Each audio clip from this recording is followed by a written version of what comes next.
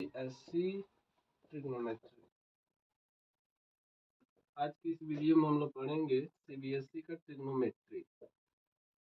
इसमें पढ़ेंगे हम लोग जैसे कि ट्रिग्नोमेट्री को पढ़ने के लिए कुछ हमें पहले कोण के विषय में जानना, एंगल के विषय में जानना पड़ेगा। जैसे कि मेन पढ़ाएंगे जो जो इसमें ज़रूरत है, जैसे कि एक्यूट एंगल,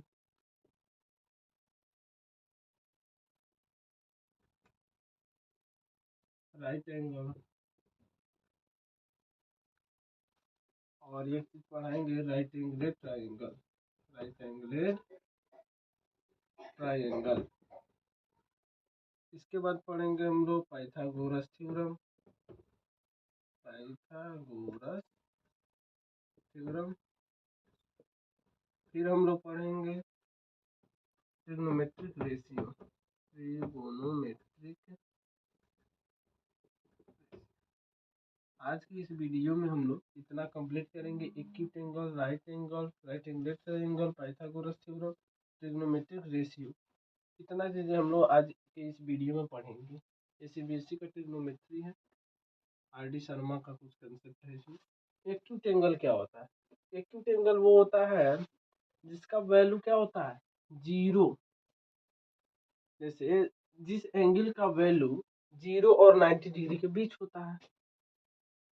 जिस एंगल का वैल्यू क्या होता है, जैसे कि 45 degree, 30 degree, 40 degree, 60 degree, 75 degree, ये सब ऐसे एंगल हैं जिनका वैल्यू क्या है, 0 और 90 डिग्री के बीच का हो। जिसका वैल्यू जैसे 50 डिग्री, 15 डिग्री हो गया, 50 डिग्री हो गया, 65 डिग्री हो गया। ये सब ऐसे वैल्यू हैं जो 0 और 90 डिग्री के बीच के वैल्यू हैं। तो ऐसे जो वैल्यू होते हैं 0 डिग्री और 90 डिग्री के बीच के जो वैल्यू होते हैं, जो एंगल होते हैं, वो सब क्या कहलाते हैं, एक्यूट एंगल कहलाते हैं। अब राइट एंगल क्या होता है, जिस एंगल का वैल्यू क्या होता है, 90 डिग्री।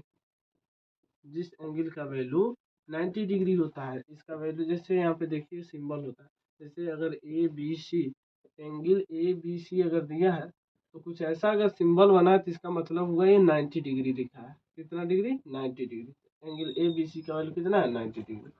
इसी को कहते हैं हम लोग राइट एंगल। ये एक्यूट एंगल क्या होता है, 90 से छोटा होता है और 0 से बड़ा होता है। जैसे 45, 30, 40, 60 degree, 75 degree, 15 degree, 50 degree, 65 degree. और राइट एंगल क्या होता है, जिसका वैल्यू 90 डिग्री होता है, उसी को कहते हैं राइट एंगल। अब बात आता है right angle triangle.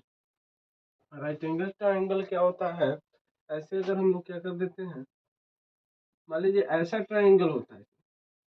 Right angle triangle ऐसा ट्रायंगल होता है जिसके दो एंगल जो होते हैं क्या होते हैं, एक्यूट एंगल। क्या होते हैं, एक्यूट एंगल। एक्यूट एंगल यानी कि 0, ये जो एंगल होगा, एंगल को हम थीटा लिख दे रहे हैं, और ये 90। थीटा क्या होगा, 0 से बड़ा होगा और 90 से छोटा होगा। इसी को इस रूप में लिख सकते हैं। ये जो एंगल होते हैं, angle A and angle C, जो होंगे angle A and angle C, जो होंगे वो एक्यूट एंगल होंगे।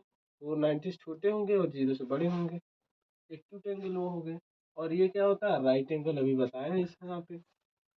और इसमें क्या होता है, राइट एंगल है ट्राइंगल, तो आप लोग जान गए कि जिस ट्राइंगल के दो एंगल क्या हो, राइट एंगल ट्राइंगल में 3 एंगल होते हैं, जिनमें से 2 एंगल जो होते हैं वो एक्यूट एंगल होते हैं और एक राइट एंगल होता है।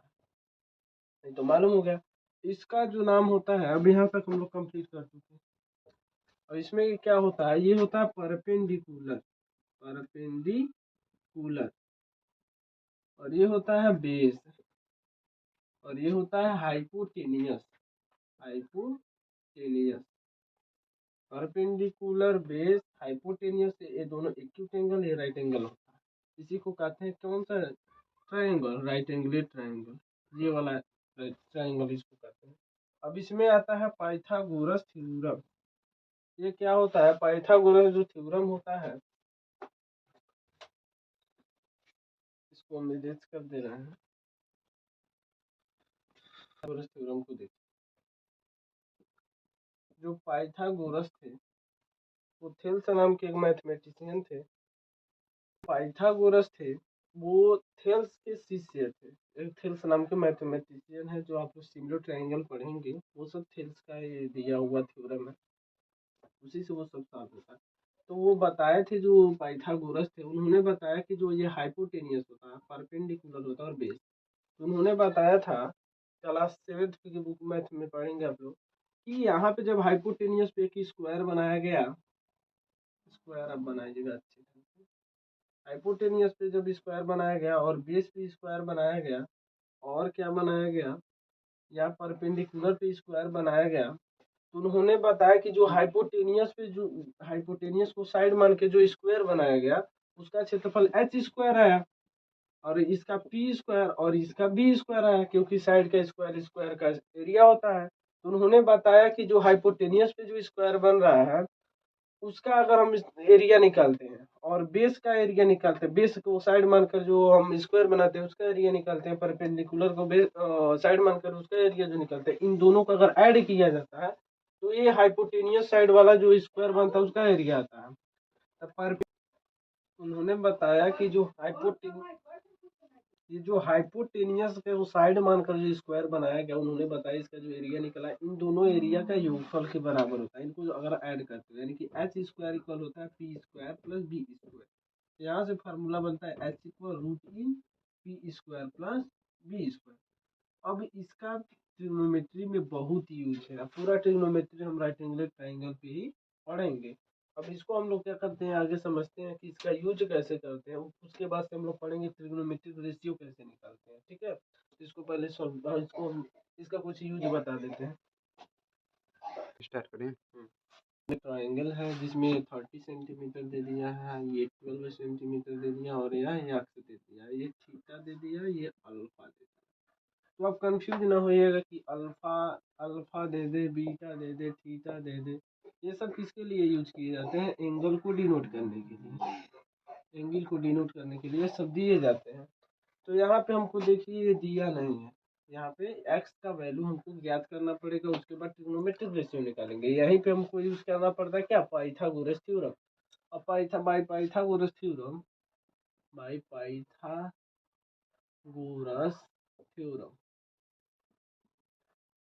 हम लोग क्या करेंगे, बाय पाइथागोरस थ्योरम जानते हैं H square equal P square plus B square होता है। तो एच का वैल्यू कितना है 13, तो 13 का स्क्वायर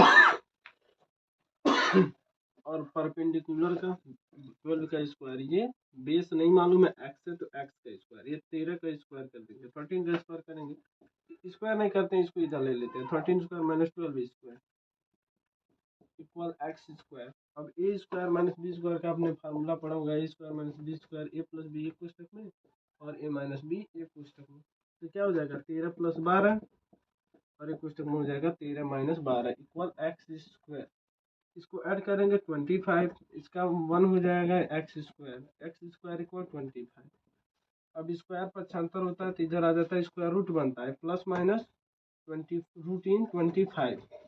अब यहाँ पर माइनस वाला चिन्ह हटा देते हैं, क्यों हटा देते हैं, क्योंकि किसी भी चीज़ की लंबाई चौड़ाई या मोटाई नेगेटिव नहीं हो सकती, इसलिए केवल प्लस यूज लेंगे।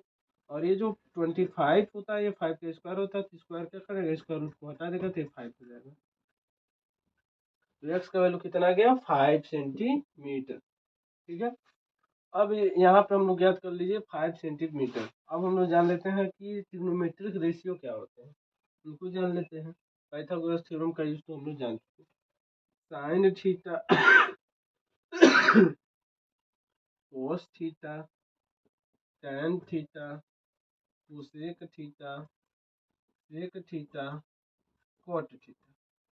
साइन थीटा बराबर होता है लंब बटे कर्ण, कॉस थीटा बराबर होता है आधार बटे कर्ण। इसको इंग्लिश में चाहे लिख दे रहे हैं, इसको हाँ वैसे भी लिख दे। टैन थीटा लंब बटे आधार, कोसेक थीटा कोण बटे लंब, सेक थीटा कोण बटे आधार, कोट थीटा लंब बटे आधार, आधार बटे लंब हो जाएगा। इसको इंग्लिश में भी लिख दे रहे हैं, base by hypotenuse, perpendicular by base, hypotenuse by perpendicular,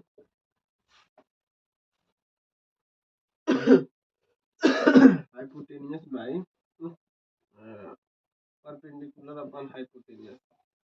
अब इसका एच बाई बी हो जाएगा और इसका हो जाएगा कॉट थीटा।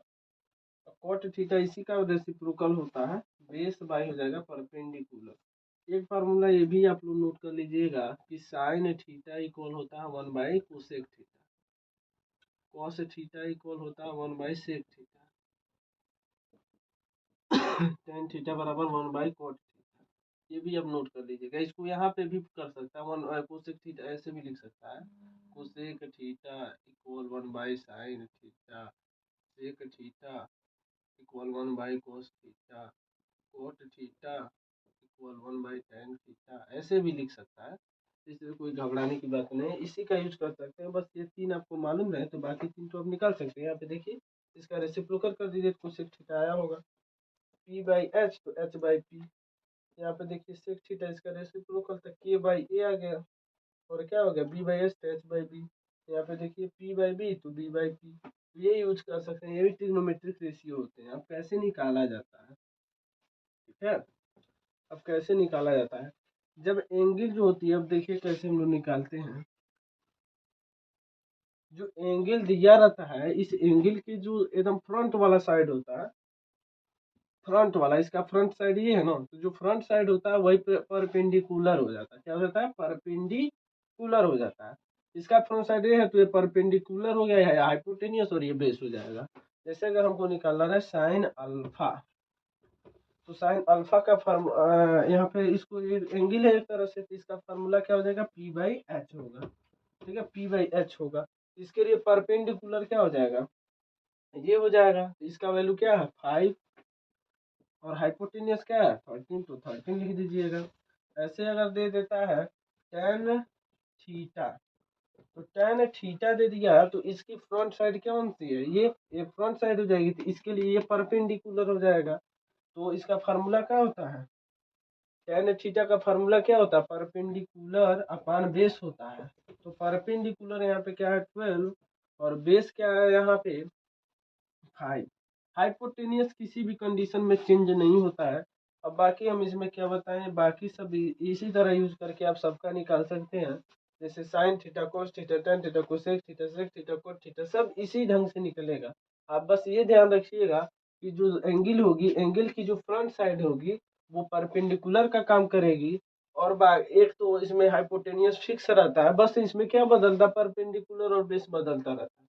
जो परपेंडिकुलर है, तो ये जो देखिएगा आप साइड, जो एंगल दी रहेगी उसकी फ्रंट साइड देखिएगा, तो जो फ्रंट साइड रहेगी वही उसकी परपेंडिकुलर, और एक उसमें हाइपोटेनियस फिक्स रहता है, और बाकी जो शेष बच जाएगा, रिमाइंडर में बचेगा, वही क्या हो जाएगा यहाँ पे बेस हो जाएगा। इस तरह से हमारा लेक्चर कंप्लीट हो गया ट्रिग्नोमेट्री का, जो सीबीएसई का आर डी शर्मा का है, आर डी शर्मा। और इसको हम लोग आर एस अग्रवाल के लिए भी यूज कर सकते हैं, बाकी अदर कम्पिटिटिव एग्जाम के लिए भी हम लोग यूज कर सकते हैं।